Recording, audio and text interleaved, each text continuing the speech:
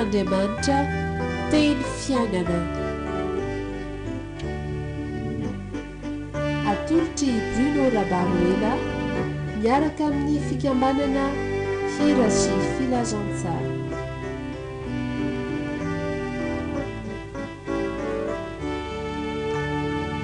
Fiadanana sy fahasoavana ny ho aminao izay mandray ny filazantsara ny Jesosy Kristy, herin'Andriamanitra ho famonjena izy rehetra mino.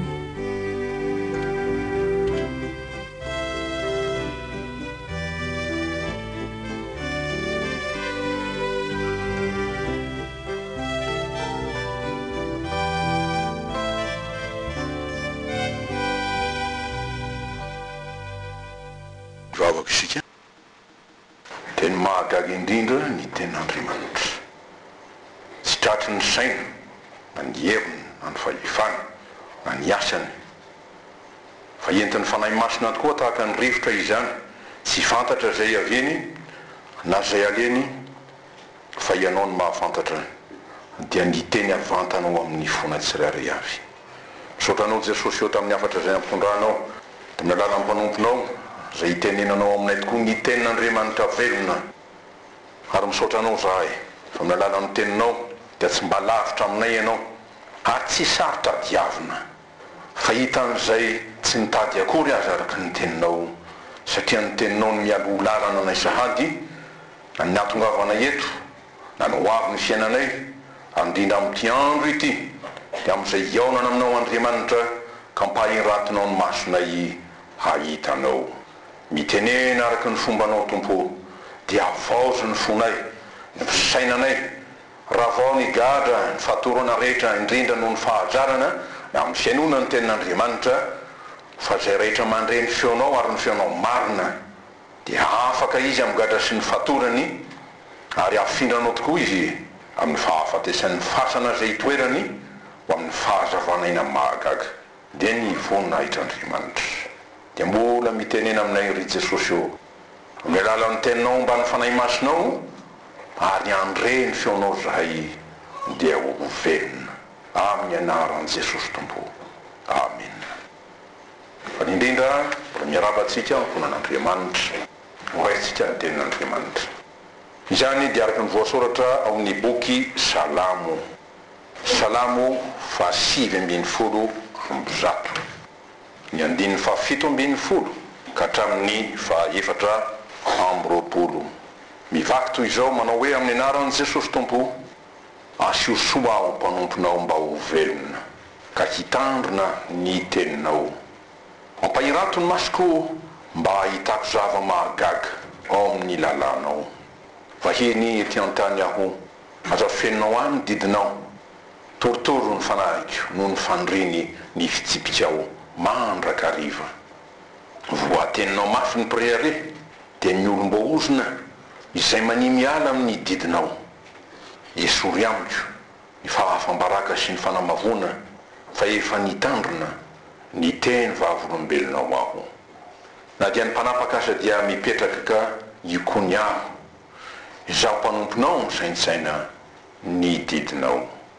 Ny teny vavolombelonao koa no firavoravoko, eny mpanolotsaina ay izany. Amen. Olo-tsambatra ny mpanao salamo, satria fantany ny herin'ny tenin'Andriamanitra, ny fahamarinan'ny tenin'Andriamanitra, dia tena manangana azy tokoa ny ninona mety andavo azy, ary tanteraka zany satria nahalala sy nahita ilay tompony teny izy, dia Andriamanitra izay miteny aminy.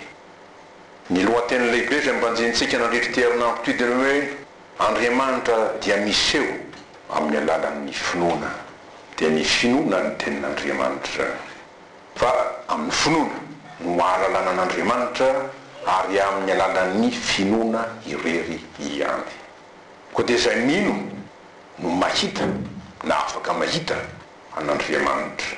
Fa raha tsy misy finoana dia tsy misy ny fahalalana an'Andriamanitra, fahalalana azy marina. Misy olona dia milaza ny hoe manaika fa misy Andriamanitra, nefa tsy miditra zany, fa mino an'Andriamanitra izy na mahalala n'Andriamanitra. Zany hoe tsy manana finoana marina izy. Ina moa natao hoe finoana? Dia ny fatokiana ny tenin'Andriamanitra sy ny fankatoavana azy. Avy aiza izy? Dia avy amin'ny tenin'Andriamanitra. Hoy Paoly apôstôly, dia ny fantatritsika loatra. Koa ny finoana dia avy amin'ny toriteny. Ary ny toriteny kosa avy amin'ny tenin'ny Kristy. Dia Andriamanitra velona izay miteny amin'ny sy aminao zany. Fa tsy angano hoany na nofinofy araka an'izay fisainany tsy mahalala azy. Romanina 10:7. Arak'izany ny votoatin'ny texte na perikopa na andian-tsoratra masina zay ny voavakinantsika ary nomenantsika amin'ny andro ity dia tombavaka zay nataon'ny mpanao salamo tokoa, zay nahatsapa ny mahazava-dehibe ny tenin'Andriamanitra ary miaraka amin'izany dia ny mahazava-dehibe ny fahalalana azy tsara, fahalalana ny tenin'Andriamanitra. Dia nahatsapa izy fa na dia mety eo ambany masony aza ny tenin'Andriamanitra, tahaka antsika manana baiboly mety mivelatra eo lohantsika, dia ilaina indrindra ny mahita izany amin'ny maso misokatra. Tsy ampy ny mana maso, fa ny ilaina dia manana maso mahita sy mahalala, ary mahita sy mahalala ao amin'Andriamanitra. Zany dia toa sesy izay nanao tamin'ny Jehovah Andriamanitra fa izay. Ankehitriny hoy izy raha nahita fitio masonao ma, satria nandreny fiantson'Andriamanitra izy fantatritsika tsara any amin'ny Exodosy 7. Hitako ny fahorian'ny oloko areko ny fitarainany. Dia miantso anao ary Mosesy. Fa fantatritsika tsara fa tateoria izy tena nangataka mihitsy hoe miseho amiko. Dia izay ty tena amin'ny Exodosy 7:7. Ankehitriny raha nahita fitio masonao ma dia ampahafantaro azy ny lalanao, hahalalako anao. Sokafy ny masom-panahy ny dikan'izany. Mba hitako fity eo amin'ny masonao ary hevero fahorinao ity firenena ity. Dikany dia ny hoe tsisy elanelana intsony sanatria fa ianao mahita sy mahafantatra anay ary izahay koa raha sitraka dia ataovy tena mahita sy mahafantatra anao. Inona ny lalana hafantarana n'Andriamanitra? Zay ny fantaniana lehibe. Inona ny valiteny men'ny tenin'Andriamanitra antsika? Ny fahalalana na ny lalana hafantarana an'Andriamanitra dia ny tenin'Andriamanitra ary ny tenin'Andriamanitra irery ihany. Fahafantarana ny tenin'Andriamanitra miaraka amin'izay hoe ny hevitry ny soratra masina. Dia izay no azona mihaona amin'Andriamanitra, mahita an'Andriamanitra mpanadra, mifandray amin'Andriamanitra ary indrindra mandray avy aminy koa ny tokom-pitahiny rehetra, satria izy no miantoka azy. Zavatra lehibe zany ambalantsika izany. Taona vaovao zao dia maneho fanondrinitsika dia mirahasoa dia tsy vita amintsika fampiteny na fampapita tenin'Andriamanitra, SMS, taratasy na tenin-tsotra sy ny sisa. Fa mila antoka. Ary ny antoka zay lazay ny tenin'Andriamanitra eto dia ny hoe izy mihitsy rehefa miseho na hitanao dia izy mametoky fahatanteraka ny teny fikasana tonga fitahinao anao. Zavatra lehibe zany. Mandray ny antoka na tokom-pitahina avy amin'Andriamanitra. Zany dia araka ny teny Elifaza moa fantatritsika tsara namandry Joba, voasoratra ambobon'ny Joba. Ao anao le teny diso fantatra loatra, mifankazara amin'ny fotoa ianao dia hiadana. Zany no atongavany soa aminao. Masina ianao mandraisa fampianarana avy amin'ny vavany ary alatsao amponao ny teniny. Raisitsika fampianarana satria fampianarana ataontsika eto zao. Tsara ny mihay ny tenin'Andriamanitra. Tsara koa ny matadidy tenin'Andriamanitra dia misy miezaka mihitsy dia misy ary ataony fiainany rindrina ao amin'ny trano na trano fandraisam-bahiny fa inona ny tena tsara dia ny tenin'Andriamanitra latsaka ao ampo. Dia hoy ny hataka izay nataon'ny mpanao salamo eto ary miray antoka amiko tsika manao hoe tompo ampahirato ny masoko mba hitako zava-mahagaga ao amin'ny lalanao. Teny fahindrena lehibe zany. Fanetretena nefa fahindrena, mitady, mikatsaka ny fahamarinana araka an'Andriamanitra ary mahatsapa fa misy sakana ao. Na tokoa moa no toa hoe olana dia raha lazaina izy dia manamaso nefa tsy mahita. Zay zany fahazabana ny dikan'izany. Ka ny vodokevitra zay ingana dia ny hoe manaikitsika ho marina arak'izay fa ny maso zay mahiratra no mahita, ny maso zay mahiratra no mahita. Monina zay ny vazaha hoe vérité de la palise zany, zany efa marina loatra zany. Kanefa izany famarinana zany dia tsy marina natanteraka amin'ny olona rehetra akory azy, fa amin'ny olona sasany ary indrisy tsy vitsy. Dia ny mpanao salamo milaza azy manana maso izy nefa tsy mahita ho izy, manana sofina izy fa tsy mandre, manana orona izy fa tsy manombola. Sarotra zany, salamo fa 5:70 na 5:enina zany sy ny sisa. Dia azo lazaina hoe tahaka ny sampy maty ny jentilisa. Sy ny sasany maso izy reny tsy mahita, sy ny vavy izy reny tsy miteny, sy ny sisa sy ny sisa, sampy maty. Ka lasa sampy maty aho rehefa tsy nifanahin'Andriamanitra tokoa miasa tao amin'ny fiainako. Dia hoe koa ny fitaraina mpaminany Isaia ty, mitsapatsapa manara-drindrona tahaka ny jamby isika ho izy, mitsapatsapa tahaka ny tsy mana-maso, tafitohina amin'ny tatao vonana amin'ny atoandro benanary iny zany, tahaka ny amin'ny maizimaizina isika, ary any anefitra dia tahaka ny maty isika ho izy. Zany hoe mirepirepy tsy misy mpanoro lalana. Isaia 5:20 zany. Ka ny fantaniana manao an'izany dia ny hoe fa dia misy tokoa angah atao hoe famaizana ataon'Andriamanitra, nefa Andriamanitra nahary ny maso mba hitana ka tsy afaka mahitsika. Miraparapa toy ny anatin'ny aizina ny olona, enina dia toy ny olombo afidin'Andriamanitra tokoa azy. Ao ny tompo tamin'ny Israely fa izay, iza mijamba moa izy afa-tsy ny mpanompoko, ary izy amin'ny marenina tahaka ny iraka zay iraio. Sarotra be nge zany e. Zany hoe hitoro-teny dia tsy narefeon'Andriamanitra akory dina no teneniko eto, dia amorona fotsiny zay saina sy feverana. Ary io na nanarany tenin'Andriamanitra mafy, ro-paminany lasa fitaka ho izy, mitoro sy manambara hoe ho Jehova na ho ny tenin'i Jehova, nefa izao izy tsy niteny taminy satria tsy mahay miaino ahy izy. Hamavain'ny olona ny fiainona ny tenin'Andriamanitra. Antony maro mahatonga izany. Iza ny jamba tahaka ny sakaizan'i Jehova, akaiky an'Andriamanitra, ary jamba tahaka ny mpanompony, ka tsy afaka mandre na mandraikory ny tenin'ny tompony. Asa matompo tena angamba izy hoe efa mpanompon'Andriamanitra ka dia manderery ihany. Kanefa ny mpanompo tsy lehibe noho ny tompo, na ny iraka lehibe zay maniraka azy. Isaia 2:7 arak'izay mitandrema isika rehetra, na olontsolotsika na kristianina na mpinotsotra na mpanompon'Andriamanitra, indrindraindrindra tsy hanao ny tena ho mahiratra akanjo jamba ihany. Nanao zany ankizy mrahalahy tany Mosy ady hevitra be, dia fa inona midinareo hevitra ho Jesosy? Na Jesosy Kristy ka nazaina fantsangana izy, ay vare varina miady hevitra ka tsy mahita fa Jesosy efa eo, varivariny lavitra ka tsy mahita ny ambany maso. Tandrema tsy hanao ny tena mahiratra akanjo jamba ihany. Fa zava-toza tokoa nge, raha ny samby jamba ny ten'Andriamanitra mifampitarika, dia araka ny tiany Jesosy manao hoe raha ny jamba no mitarika ny jamba dia samy latsaka any ankady izoa, samy very zany. Atotoko fa 5:4 ka nisy tokoa ny famerizan'Andriamanitra ny olony ny fahasotsany fivadiany.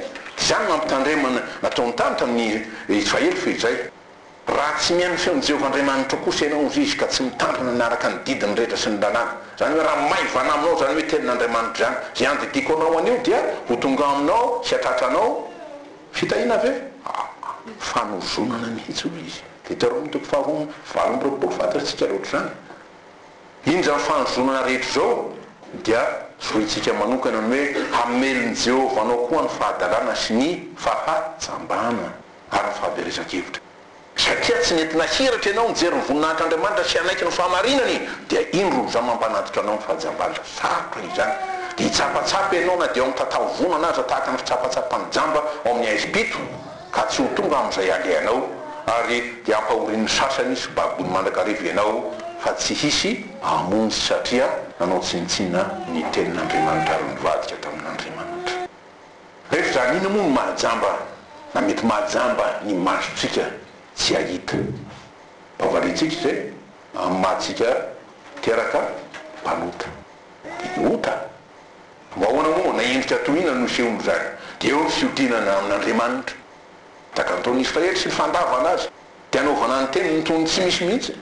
Dia rehefa zany dia ahoana moa ny tompo? Ao amin'ny Jeremia 5:5, ianao izao ry firenena adala sady tsy manan-tsaina, zay manamaso fa tsy mahita ary manatsofona fa tsy mandre izava tsy atahoranareo i Jehova fa ity fireneny ity Israely toroana nefa koa mampandiny tena tsika zany ity fireneny ity dia manana fo maditra sy mihodina izy ka lasa ary tsy manao anakapo akory hoe aoko isika tahotra an Jehova Andriamanitsika zay mandatsaka ranorana dia ny lohaorana sy ny faraorana amin'ny fotoany avy ary herinandro voateny ho amin'ny fararano dia tandremana ho antsika tantaintsika zao toetra fa hoe maina ny tany fanambara tena vaovao indrindra ty faritany laramany ty izy dia hosahirana amin'ny rano atonga ny maro hibebaka ve zany dia nisy aloha nangataka orana dia ny tompony mahafantatra dia namindra fotoko izy fa rehefa tsy zay dia nielokareo izy nampiala ny fitain'Andriamanitra aminareo ary ny fahotanareo no misakana ny soa tsy ho azonareo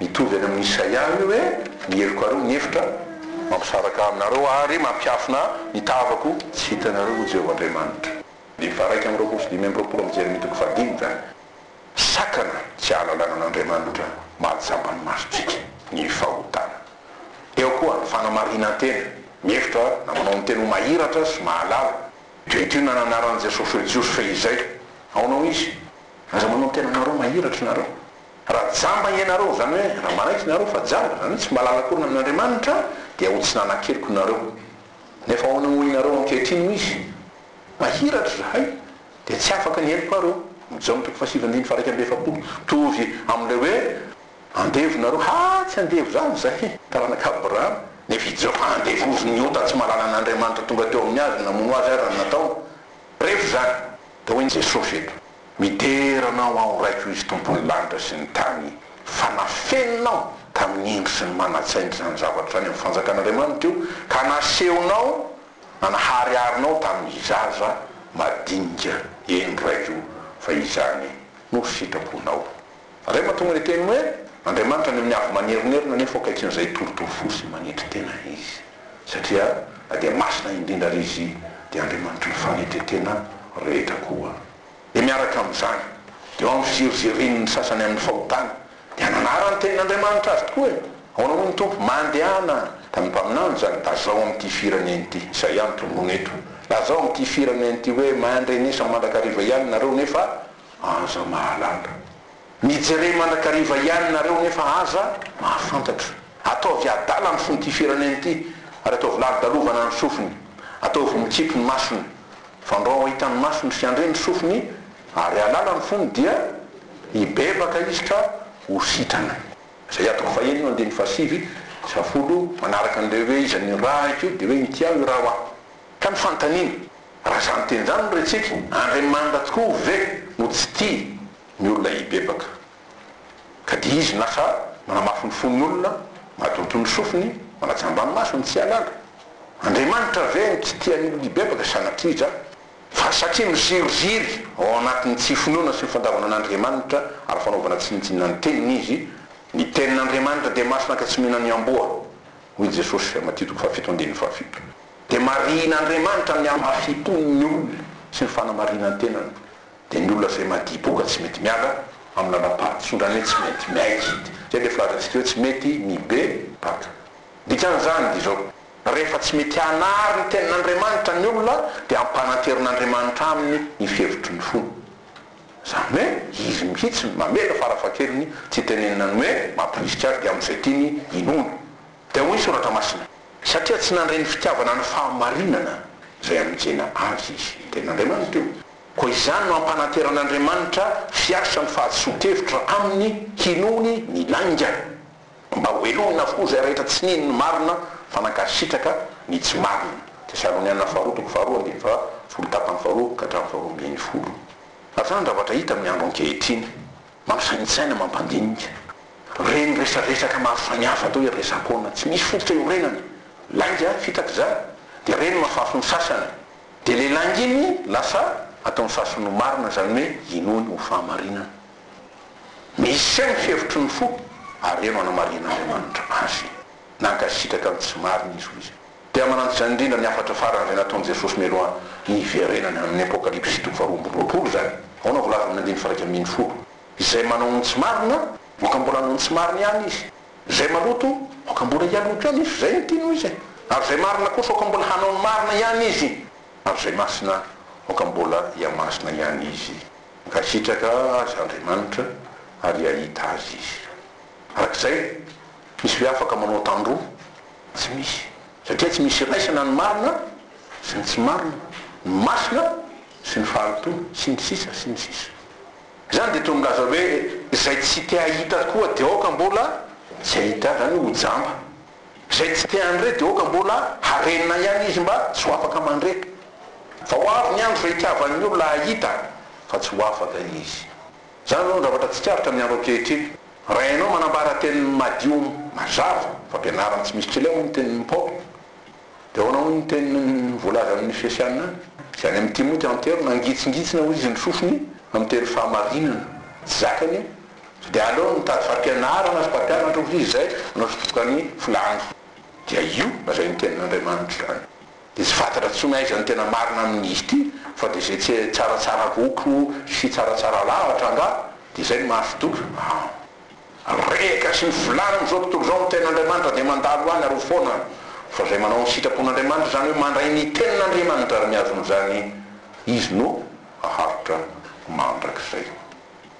Ho avy tokoa ny andro zay itiavan'ny olona hahita fa tsy ho afaka izy. Zany hoe tsy hatraminy intsony ilay tena ampilazain'ny Isaia mpaminandro izay. Ahoana moa mantsy ny teny malaza taditsika ho hita zay tsy nitady ay aho i Jehova. Isaia 5:20 teny voalohany. Tsisy tsony zany. Ary na dia ezaka hafantatra aza ny olona ho voasakany izy. Mba tanteraka ny tenin'ny mpaminany Isaia ihany. Jesosy manondro azy aty amin'ny Matteo 7:24 handre mandrakariva ihany ianareo izy fa tsy hafantatra, ary hijery mandrakariva ihany ianareo fa tsy ahita. Milaza zany fa misy fotoanany ny zavatra rehetra. Misy nahazona miaino sy mandray ary misy ny tsy hazona miaino sy mandray intsony. Misy ny fotoana ahazona mibebaka, zay le tenin'Andriamanitra hoe anio raha mandray ny feonareo aza manamafy ny fonareo. Tsy fantatrao raha mbola hiteny aminao izy ampitso. Ary misy ny tsy hazona mibebaka intsony. Nisy efatratran'izany ve dia tondromy tenin'Andriamanitra amin'ny Hébreo 4:20 Esau rahalahiny Jakoba nanakalo tamin'ny zava-py ho an'ny indray mandeha ny fisoky. Raha tahandovany fitahina izy hoy ny soratra masina dia no lavina fa tsy nahita izay be hibahana izy na dia nitady fatratra tamin'ny ranomasomasina. Tisy mantsy mieritreritra dia efa mba nitomany a Jesosy androany dia voavela elo koa zany. Tsy ampy zany. Tsy ampy zany aza mamitaka ny tena isika. Fa ny fony tena fantatry dia hono Jesosy. Satria mijery izy satria mijery izy fa tsy mahita. Zany hoe satria tsy te hita ary mandre izy fa tsy miaino na mahalala satria tsy te hiaino na mahalala. Zay ny marina aminy. Dia tsy mahafantatra tokoa izy. Titolo fa 7:20 zany. Ka ino moa tsy tiany hita sy tiany olo fantatra dia ny fahamarinan'ny tenin'Andriamanitra sy ny voninahitry ny fahalebiazana sy ny asany mba hibebahana zany. Tsy te hibebaka izy ary satria ny fibebahana dia vokatry ny fiaikena ny fahadisoana. Zany hoe fanekena ny fahamarinana ny tenin'Andriamanitra dia laviny ny tenin'Andriamanitra amin'izany. Da ho Jehova Andriamanitra ilay mpitsara marina. Ary anterina ty amin'ny Matteo tokoa zany ny tompo io zany. Fa zay manana izy no omena ka hanana be dia be izy. Fa zay tsy manana kosa na izay ananany aza dia esorona aminy. Adikatsika izy satria resaka amin'ny hoe fampahiratana ny maso. Zay manana maso ahitana dia hita hatrany ary ahalala bebe kokoa. Satria nataony zava-dehibe ny mitsatsaka ny fahalalana ny tenin'Andriamanitra, ny fahamarinana ny tenin'Andriamanitra. Fa zay tsy manana kosa zany hoe tsy ao aminy mihitsy na nyetaeta na ny fanindrina mbandray tenin'Andriamanitra esorona amina dia zay nomena azy aza. Ina nomena azy dia ny tenin'Andriamanitra zay norenesiny nefa tsy hainy nandray zany na nanaja izany fa no hamavoiny ny tenin'Andriamanitra ary nataony tony fahafanitsakitsaka. Dia tsy hainy zany. Arak'izay sambatra tokoa ninoana sy mangitahita amin'ny fahamarinana izy nosoko izy nohon'i Jesosy. Titolo 5:21 zany. Izay afaka mandray ny tenin'Andriamanitra, migoka ny tenin'Andriamanitra. Sambatra manana ny fitiavana ny fahamarinana dia ny tenin'Andriamanitra. Isain'Andriamanitra ho fahamarinana ho azo mandrakizay zany. Hono ny teny mpamono salamo milaza an'izany. Salamo voalohany. Sambatra ny olona zay tsy mandeha ho sainany ratsy fanahy izy amin'ny tsy fahamarinana zany ary tsy mijany amin'ny lalàna falian'ny mpanota ary tsy mipetraka ao fipetrahan'ny mpaniratsira fa ny lalàna Jehova no sitrany eny ny lalàny no saintsainy andro manalina tsy mitsahatra zany dia tahaka ny hazo ambolena eo amoron'ny rano velona izy izay mamoa amin'ny fotoana ny raviny koa tsy mba malazatra ary ny asany rehetra dia ataony lavary avokoa satria ny fanandrinan'Andriamanitra sy ny fitahiny tsy mesotra aminy tsara loatra zany tena zany mamy indrindra mahatonga ny mpanao salama amin'ny tianako tianao tombavaka hoe ampahirato ny masoko Andriamanitra mba halala ahonany hoe ampahirato satria mety misokatra amin'ny masoko kanefa tsy mahita ary raha mahita dia mety mahita manjavozavo tahaka n'lehilahy jamba nangataka mba hampahiraton'i Jesosy izy dia rehefa mitendren'i Jesosy izy tamin'ny voalohany dia aonao izy mahita ny olona ao izy fa to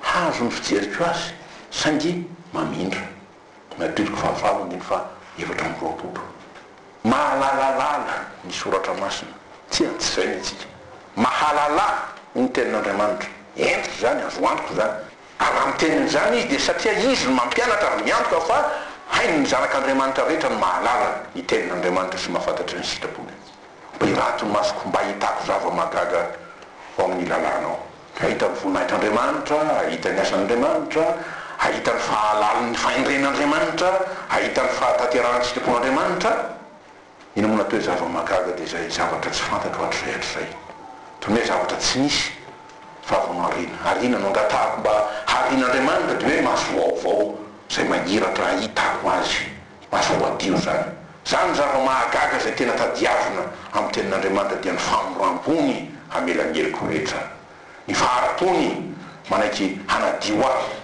mahiratra tokoa ny masoko zampanota sy ny tsy fahamarinana ary ny faharatsiana eo amin'izao tontolo zao amin'izany famorampony zany mbola hanekeny tokoa iaino ny fitarainako tahaka nataony Bartimeo jamba aonao izy le Jesosy zanaka Davida mamoravo ny olona ve dia faly hoe satria izy nanatona an'i Jesosy sakana izy aza manenongelona zany mandrakariva fa Jesosy kosa namaly azy ena ny tianao ataoko aminao olona ijamba taminy rabony ohatrany hoe mpampianatra ny mba hampahiravina ny masoko eo Jesosy taminy mandehana ianao ny finoanao no efa namonjy ianao dia nahiratra niaraka tamin'izay ny masony ka nanaraka an' Jesosy teny antarana izy marika tolo fahafolo zava-mahagaga indrindra zany zay le hoe mahita zava-mahagaga amin'ny lalànao izany hoe ny fiasan'ny tenin'Andriamanitra velona sady mahery ao amin'izay manaiky azy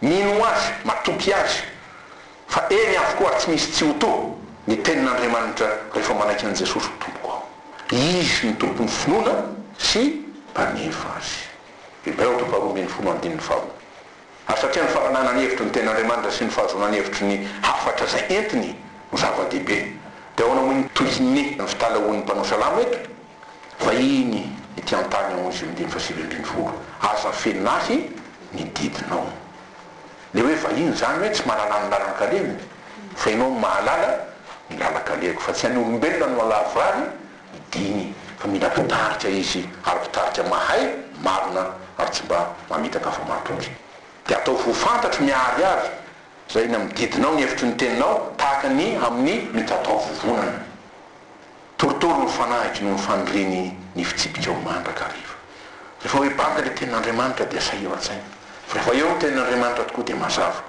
ka na dia ny mpanapaka azy ho izy dia mipetraka dia ikony arabiny nakotoeriny viravainy fa zampanomponao kosa saintsaina tsaro fa ataon'ny devoly zay miravirananao mba iranao amin'ny tenin'Andriamanitra ary emoranao tsy handray azy zany koa na fotoana fizampetra amin'ny reny indrindra no misy kina riavako mifaharo izy reste koa amin'ny tenin'Andriamanitra pinga ny finoana ary sabatry ny fanahy mahery izy misaintsaina ny didinao efa nataoko ho antony havelomako sy andry ankinako ny fianako ny teninao ka ny teny vavolombelonao no firavoravoko dia ny didin'Andriamanitra zany didy folo zany indrindrandrindra ny vindiany eny mpanombontsaina ahy izany rehefa sahira-kevitra ianao dia mangatahan' Jesosy mitary atompo na dia anao mahita an' Jesosy fotsiny ary nge tsy fotsiny zay fa zavatra lehibe dia anombotsainanao izy tarika anao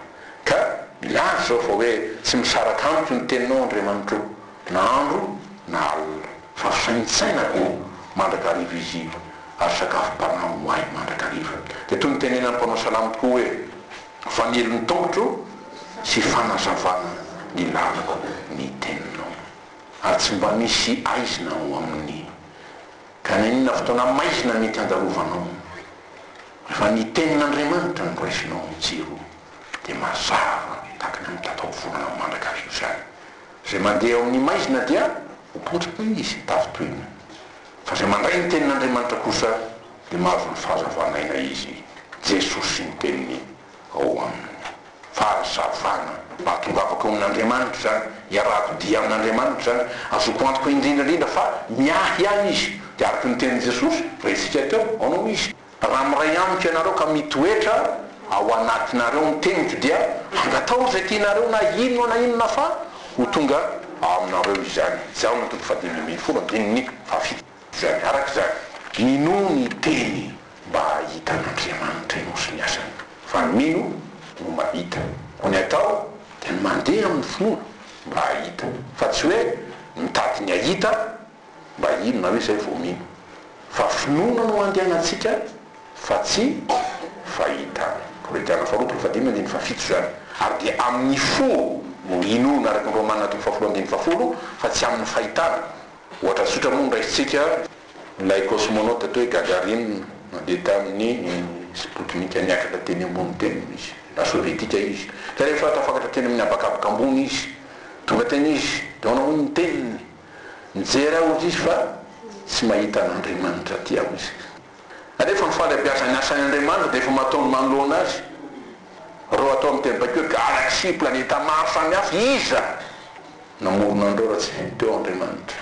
Dia araka ny teny Jesosy tokoa hoe minona dia niasa ihany azy. Fa zay manatona an'Andriamanitra tokoa dia tsy maintsy mino fa misy izy sady mpamalo soa zay mazoto mitady azy. Na diso Gagarine angety izao ty mason'ny mpanoty nijerevany azy. Andriamanitra dia fanahy sy teny tonga novo dia amin'ny finoana zay no hitadiavatsika azy, ary miaraka amin'izany dia mpamaly tokoa ny vavaka zay atao izy, mpamaly soa zay mazoto mitady azy. Dia arakaraky ny mampazoto anao no anomezany anao, zay le hoe zay manana no omena. Dia mamebaiko atsika izy nefa koa atoko miaraka amin'izany ahoana mibaiko men'ny tompo mihaino ianareo ro mareninao izy ary mijerery jamba mba hita hoe mbo mafimafy ny tenin'Andriamanitra tamin'ity andro ty zany, ka ilaina ny mafimafy satria mafoko tsika eny tompo. Ary tsy hoe fitsarana fanozonana fa fananarana ny zanakatiana, aza marenina ianao ary aza manakibo azo foana, fa ino ny tenin'Andriamanitra rajereo Jesosy.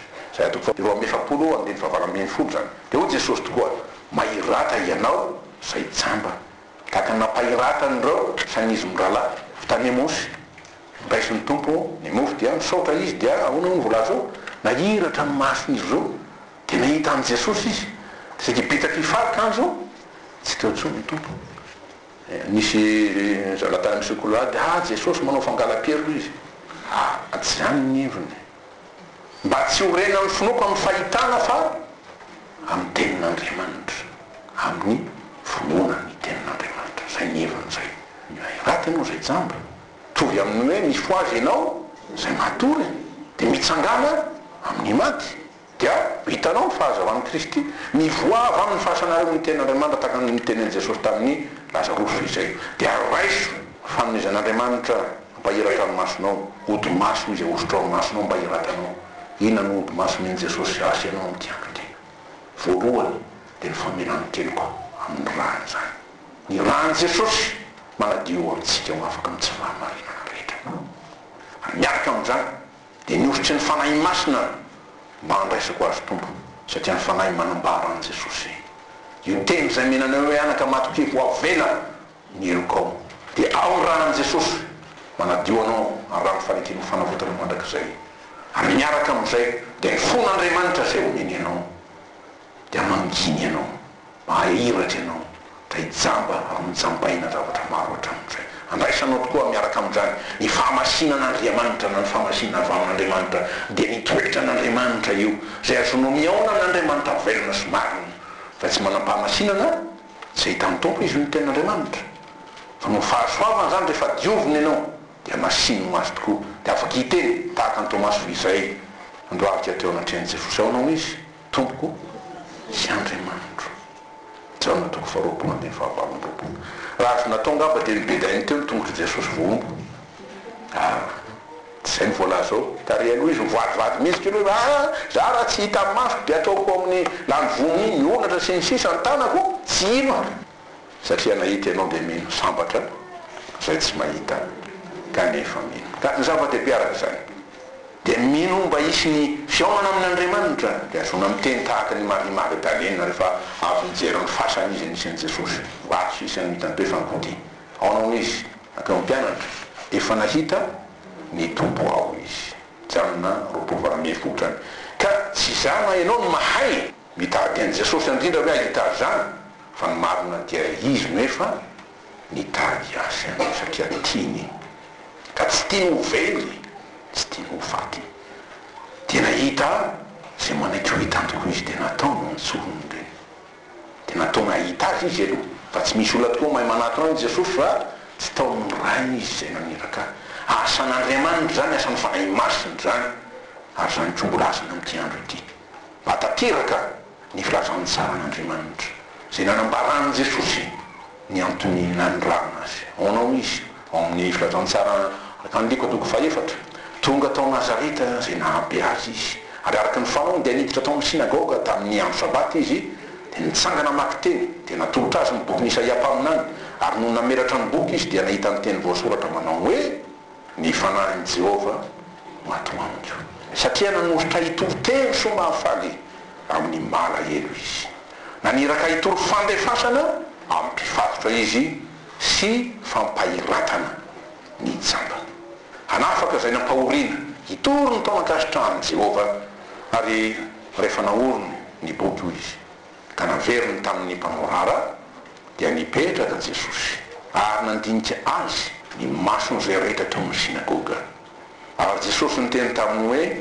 androany no efa tanteraka eto anatrehanareo zany soratra izany zany koa ny afatry ny tompo fanindriny mafy ho aso ho anao zay tonga eto amin'ity toerana masina ity mba ahiratra ny maso hatanteraka ny filazan'ny tsara ny famonjen'i Jesosy isika mandray azy fehisitsika zao dinika fampihorenana izao ino moa ny fitrasan'Andriamanitra araka izany dia isika hahita azy dia halala azy isika tafahoana aminy dia andray miatra an'Andriamanitra dia famelan-keloko ho famonjenantsika zany ary miaraka amin'izany dia nitokym-pitahiana feno ary tsy tapaka avy aminy zany fahitanan'i Jesosy fionana amin'izany dia tanterahany tokoa amin'ny alalan'ny fandraisantsika ny tenin'Andriamanitra sy ny fankatoavana azy inona ny tenin'Andriamanitra androany mba hirato ny masoko ary ataovy mety azava mahagaga dia ny famorapona hoanaka raisina ny tenin'Andriamanitra satria ireny manambara aminy Jesosy dia izay natao hoe mahita an'Andriamanitra amin'ny finoana na amin'ny alalan'ny finoana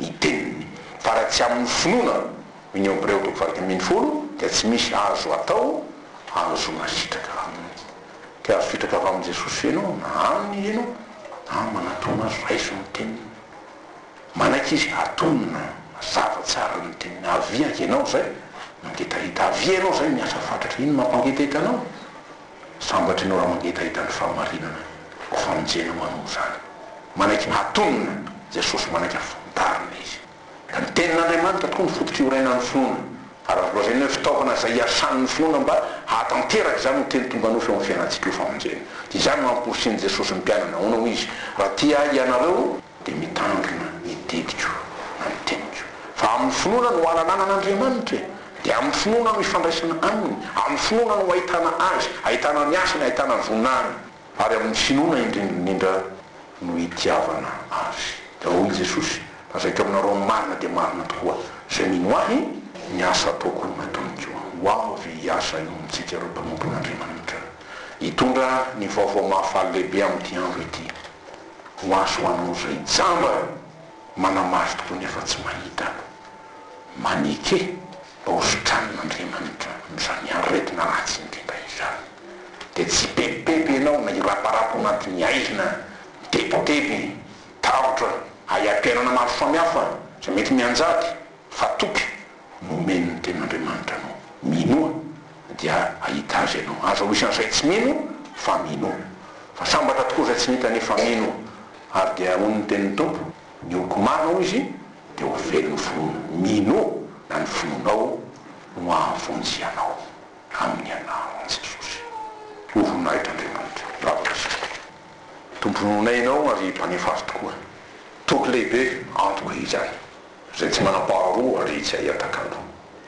fahalemenay dia mireipirepy raha mitady antoko milalakafo fomba hafo kanefa ny fahasoavan'Andriamanitra tamin'ity andro ity dia nanahary ny teninao zahay fa tsy hainay koa no mampahiraka amin'ny masom-pananay ahitanao fa ianao ilay mpitsabo mahay indrindra ary tia indrindra tonga eto aminay amin'ity andro ity hanafaka anay amin'izay mahajambanay zay tsy hainay ny manaisotra azy dia ny fahotanay mba handraisanay famelan-keloka fe ho vita fiavana amin'Andriamanitra ka havaozinao ny fahalalana ianao hanavaozanao ny fonay donto tanteraka tokoa araka ny tenin'ny Paoly hoe ny havaozy fiavaozan'ny fananareo mahafantarana ny sitrapon'Andriamanitra zay tsara nkasitrana sady marina dia ny mahafantatra anao Jesosy tompony famonjena izao tontolo zao fahazavan'izao tontolo zao ary mpamonjy mandrakizay ho voninahitra Andriamanitra irery amen.